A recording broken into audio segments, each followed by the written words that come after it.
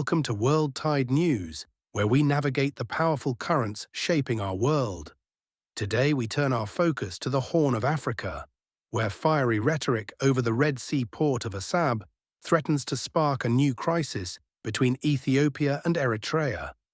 Two high-ranking Ethiopian generals have startled the nation in recent weeks, openly claiming that the Red Sea port of Assab, now part of Eritrea, was given away illegally by a previous regime. የታሪክ ትስስር አለን ስንል ይሄ ባህር እኛ ጋር ነበረ። ይሄ ባህር አሰብ ነው የነበረው። አሰብ ደግሞ እንደምታውቁት ራስ ገዝ ነው የነበረውና ብዙ ነገሮችን ማንሳት ይቻላል። ወደ ሚዲያ ባናመጣውም እነኚህን ነገሮች በጓዳ በደንብ ማውራት ጀምራላል ከነሱ ጋራና a state of genuine disbelief. A senior Ethiopian military official has just made statements so irresponsible, so delusional, that they demand to be confronted with facts, history, and law. Major General Teshome Gemechu, Director of International Relations at Ethiopia's Ministry of Defense, claims Ethiopia has the right to demand sea access, specifically Assab. Their rhetoric is unambiguous. It is time, by any means, to return Assab to Ethiopian hands. Is this merely the bravado of rogue officers? A fleeting gaffe? Such speculation seemed plausible until the words came from the very top. During a primetime interview on the eve of the Grand Ethiopian Renaissance Dam's inauguration, Prime Minister Abiy Ahmed weighed in. He called the loss of Assab a recent historical blunder, just 30 years past. The mistake took place yesterday and will be corrected tomorrow, he said, signaling to Eritrea, and indeed the world, that he regards Assab's return as an achievable, perhaps inevitable goal. Yet shortly thereafter, the Prime Minister's visit to the Ethiopian Air Force yielded a stark, telling message. The Air Force is ready, he remarked, an unmistakable signal that Ethiopia's military is preparing for conflict. Some have called this a mere rallying cry, a populist ploy to deflect scrutiny from Ethiopia's mounting problems. Others warn it is more than that, a genuine escalation setting the stage for conflict.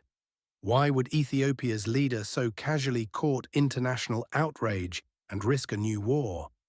Is it national survival, wounded pride, or personal ambition to secure a legacy as the man who reclaimed the sea?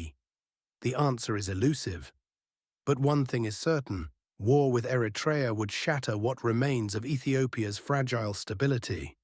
The scars of the Tigray War are fresh. Experts estimate up to 600,000 dead, millions displaced, and an economy crippled. The Tigray Defense Forces came within 130 kilometers of Addis Ababa before a ceasefire halted the bloodshed. Ceasefire occurred after fighting re-erupted inside Tigray on August the 24th.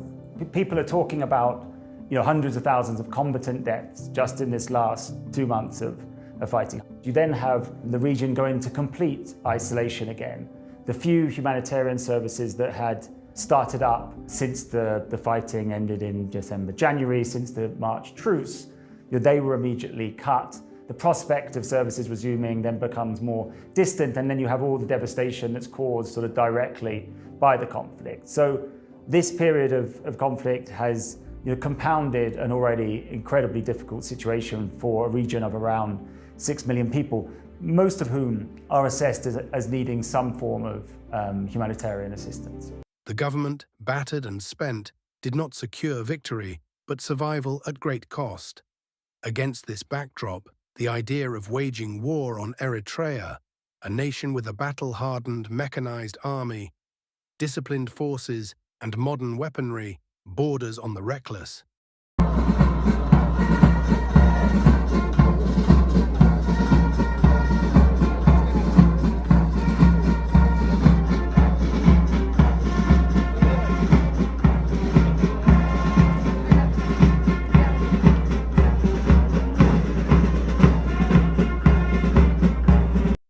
Ethiopia would be the clear underdog. International law stands firmly against such aggression. The devastation for both nations, should bullets fly, would dwarf any fleeting gains, plunging the Horn of Africa back into chaos and ruin.